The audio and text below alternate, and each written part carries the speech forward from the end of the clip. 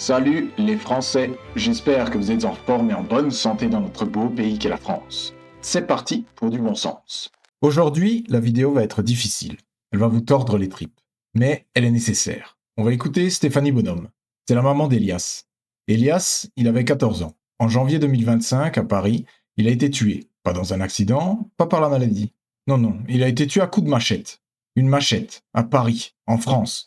C'est ça la réalité de l'ensauvagement que le gouvernement nie tous les jours. C'est la barbarie qui s'installe en bas de chez nous. Mais le pire, ce n'est pas seulement le crime, c'est la réaction de l'État. Cette dame, digne, courageuse, a voulu comprendre. Elle a voulu parler aux responsables, aux magistrats, aux anciens présidents. Et ce qu'elle a reçu en retour, c'est le mépris le plus total. C'est la haine de classe. Vous allez entendre comment la justice française traite une mère qui vient de perdre son enfant. C'est à vomir. On va analyser ça ensemble. Préparez-vous. Besoin aussi de discuter avec des magistrats très naïvement, finalement, pour savoir si notre démarche de dialogue était saine et légitime. Ça a été très violent parce que j'ai entendu les mots vous partez en croisade contre les magistrats, vous êtes une victime écervelée et vous êtes populiste. On arrête tout de suite. C'est insupportable. Vous avez entendu les mots ? Cette femme vient de perdre son fils de 14 ans, découpé à la machette. Elle va voir des magistrats pour dialoguer, pour comprendre. Et que lui répondent ces gens en robe noire payés avec vos impôts ? Vous partez en croisade contre les magistrats. Ils se sentent attaqués. Ils se foutent de la mort du gamin. Ce qui compte, c'est leur petite corporation. Ils sont intouchables. Pour eux, demander justice, c'est leur déclarer la guerre. Ensuite, on lui dit « vous êtes une victime écervelée ». Écervelée. Ça veut dire qu'il n'a pas de cerveau. Il traite une mère en deuil d'imbécile, de femme stupide. C'est ça le mépris de classe de la magistrature française. Pour ces gens-là, qui sortent de l'école nationale de la magistrature, ce repère de gauchistes, le peuple est bête. La victime est gênante. Le criminel, lui, est intéressant. Il a une excuse sociale. Mais la victime, c'est juste une pleureuse écervelée. Et enfin, on lui dit « vous êtes populiste », le mot magique, le mot pour faire taire. Vouloir que l'assassin de son fils soit puni, c'est être populiste. Vouloir que la rue soit sûre, c'est être populiste. Ces magistrats nous prouvent une chose, ce sont eux qui gouvernent la France.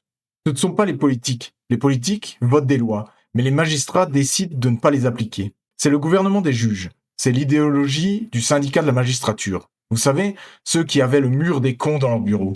Pour eux, un père ou une mère de victime, c'est un con. C'est à cause de ce laxisme idéologique, à cause de cette arrogance, que les Lola, les Thomas, les Elias et tant d'autres sont morts. Parce que si la justice faisait son travail, si elle enfermait ou renvoyait les prédateurs chez eux, au lieu d'insulter les victimes, ces gamins seraient encore en vie. Ces magistrats ont du sang sur les mains, et ils osent donner des leçons de morale. Et ces mots ont été tenus à votre rencontre ? Oui. Et face à ces mots, j'ai été déstabilisée, je le reconnais. Et donc, j'ai fait la démarche de rencontrer la direction de France Victimes. J'ai fait la démarche de rencontrer François Hollande et Nicolas Sarkozy pour savoir si ma démarche était légitime ou non. Elle va chercher du réconfort auprès des anciens, François Hollande et Nicolas Sarkozy. C'est terrible de voir cette dame chercher de la légitimité auprès des deux hommes qui sont les principaux responsables de la situation actuelle. Ce sont les deux fossoyeurs de la sécurité de France. Parlons de Nicolas Sarkozy, le roi de la com, l'homme du Karcher. Il a promis de nettoyer les banlieues, il a promis la tolérance zéro. Résultat, le Karcher, il ne l'a jamais branché. Sous son mandat, il a supprimé la police de proximité, il a réduit les effectifs des forces de l'ordre, et il n'a jamais touché au regroupement familial. Il a parlé fort, mais il a agi petit. C'est l'impuissance incarnée. Parlons de François Hollande, le président du Vivre Ensemble, l'homme qui a laissé l'islamisme prospérer jusqu'à l'horreur absolue.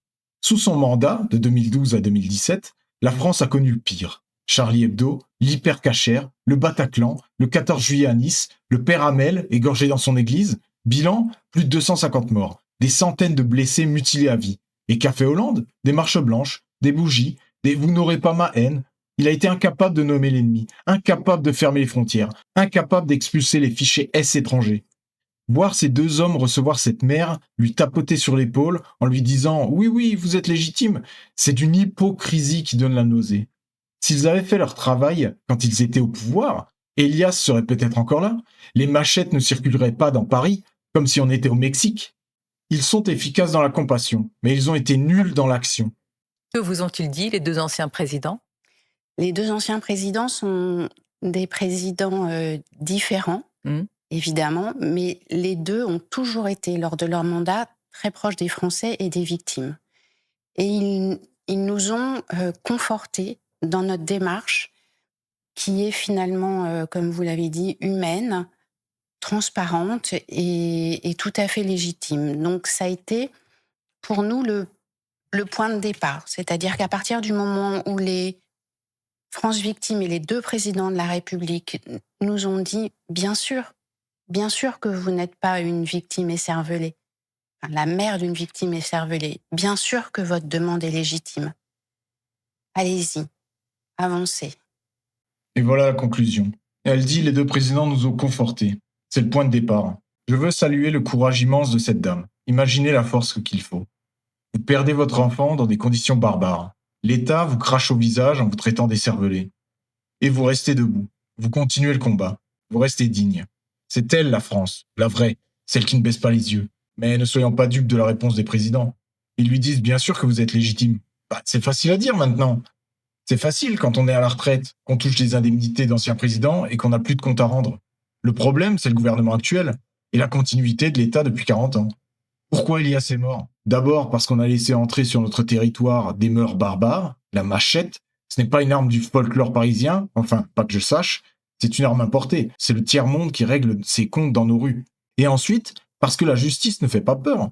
Celui qui a tenu la machette savait qu'il ne risquait pas sa tête. Il savait qu'au pire, il prendrait quelques années, réduites pour bonne conduite bien sûr.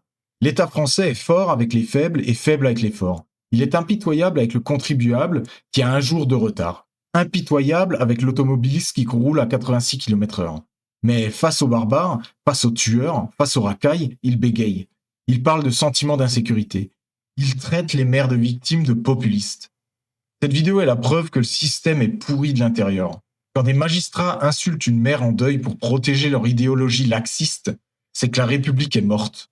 À nous de la relever. À nous de soutenir Stéphanie Bonhomme. À nous d'exiger une justice qui punit les coupables et protège les innocents, et pas l'inverse. À nous d'exiger que la France ne devienne pas un coupe-gorge à ciel ouvert. Courage à elle, honte à eux. Allez, au plaisir mes amis. Et surtout, soyez libres, soyez responsables et soyez français.